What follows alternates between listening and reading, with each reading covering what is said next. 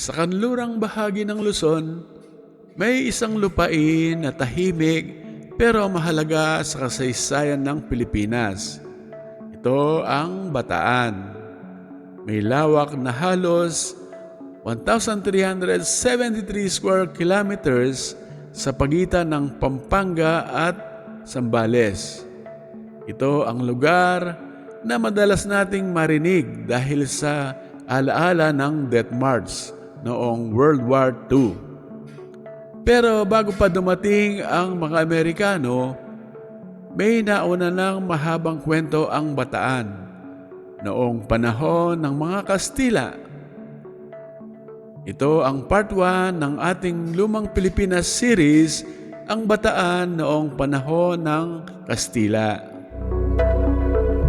Bago dumating ang mga Kastila, ang Bataan ay tahanan ng iba't ibang katutubong pamayanan. Una dito ay ang mga tao kung tawagin ay Aita Magbeken.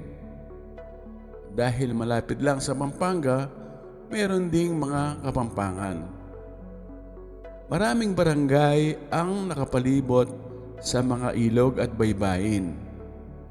Kabuhayan nila ay pangingisda, pagtatanim at pagkalakalan.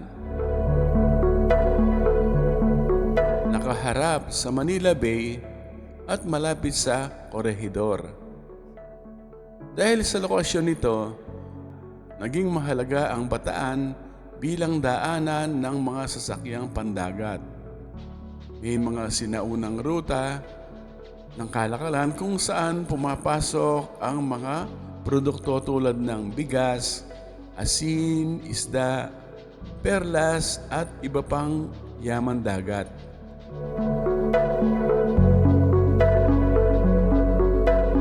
Nang dumating ang mga Kastila noong 1500, nakita nila agad ang kahalagahan ng Bataan bilang estratehikong depensa sa pagpasok sa Manila Bay at bilang pinagkukunan ng kahoy, pagkain at manggagawa. Noong panahon ng Kastila, unti-unting binuo ang Bataan bilang isang probinsya. Taong 1754, opisyal na itinatag ang probinsya ng Bataan na dating bahagi din ng Pampanga at iba pang karatig lugar.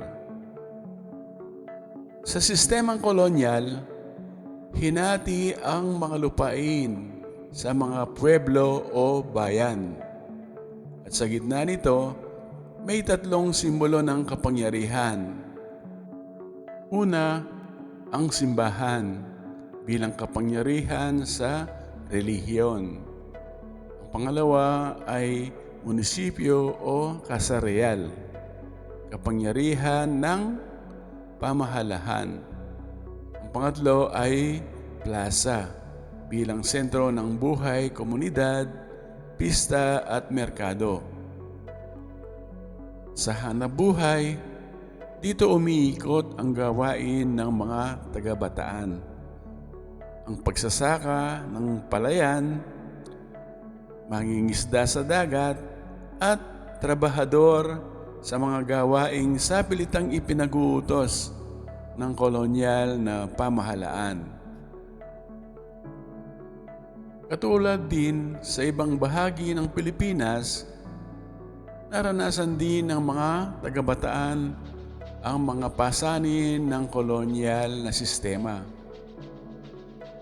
Dalawa sa pinakamabigat, una ay ang buwis na ibinabayad sa anyong produkto o salapi na kung tawagin ay tributo. Ang ikalawa ay ang sabilitang pagtatrabaho sa mga proyekto ng pamahalaan, kadalasan ay 40 diyas sa loob ng isang taon para sa lahat ng kalalakihan basta may edad na 16 anyos hanggang 60 anyos. Ang uri ng trabahong ito ay maaaring pagputol at paghakot ng troso sa kabundukan,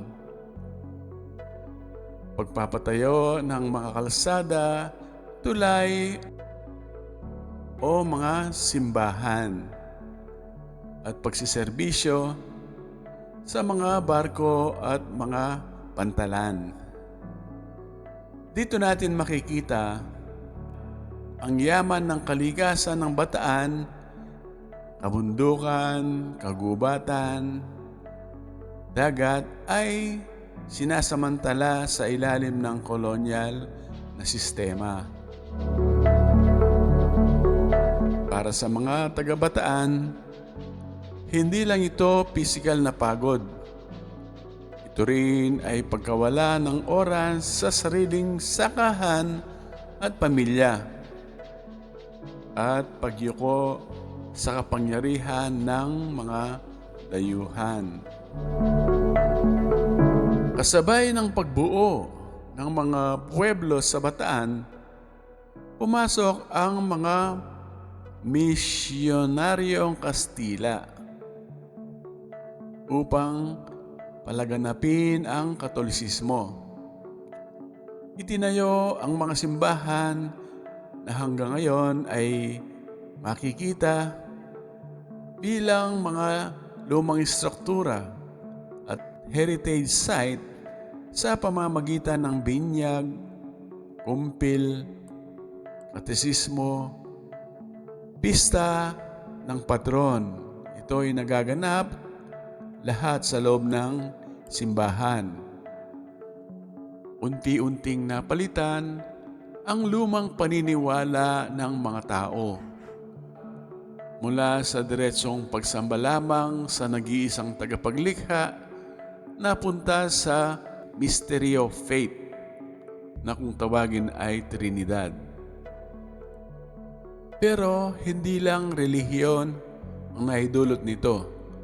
May mga bagong kultura na naging gawi ang pumasok. Pista at prosesyon sa mga bayan ng Bataan, mga panalangin at dasal sa wikang Latin at Kastila, ang pagbabago ng apelyido at pagpapakilala ng sistemang Claveria o apelyido noong 1849. Gayunman, nanatiling buhay ang ilang katutubong paniniwala at kaugalian na lihim na isinasabuhay ng mga tao kahit sila'y formal ng Kristiyano. Habang tumatagal ang pananakop, dumarami ang hindi nasisiyahan sa pang-aabuso, buwis at sapilitang paggawa. Sa buong Pilipinas, sumiglab ang iba't ibang pag-aklas laban sa Kastila. At hindi nagpaiwan dito ang Bataan dahil sa kabundukan nito at malalayong baryo, naging ligtas itong tagpuan at taguan ng mga katipunero, mensahero ng revolusyon at mga lider na tumutuligsa sa pang-aapi. Nang sumiklab ang Rebolusyong Pilipino laban sa Espanya noong 1896, kasama sa malawak na kilusang ito ang mga taga-Bataan. Ang Bataan dahil sa lokasyon nito malapit sa Maynila at sa mga rutang pandagat ay naging mahalagang daanan at taguan ng mga revolusyonaryong puwersa. Pagsapit ng huling bahagi ng 1890s, humina ang Espanya dahil sa mga revolusyon at sumabay din ang giyera ng Amerikano sa kanila, kaya tuluyan ng natalo noong 1898. Yun na ang panibagong kapangyarihang humawak sa Pilipinas. Ang Bataan na ilang siglo nang nasa ilalim ng kolonyang sistemang Kastila ay muling humarap sa panibagong kabanata ng kasaysayan. Ito ay ang kolonya ng Amerikano. Sa susunod, ang part 2 ng ating lumang Pilipinas series, susuriin natin kung paano nabago ng mga Amerikano ang Bataan. Ano ang mga epekto nito sa edukasyon, sa politika at kabuhayan? At paano naghanda ang Bataan sa pagdating ng isa sa pinakamadilim na yugto ng kasaysayan nito noong ikalawang digmaang pandaigdig. Lipat tayo sa part 2. Have a blessed day!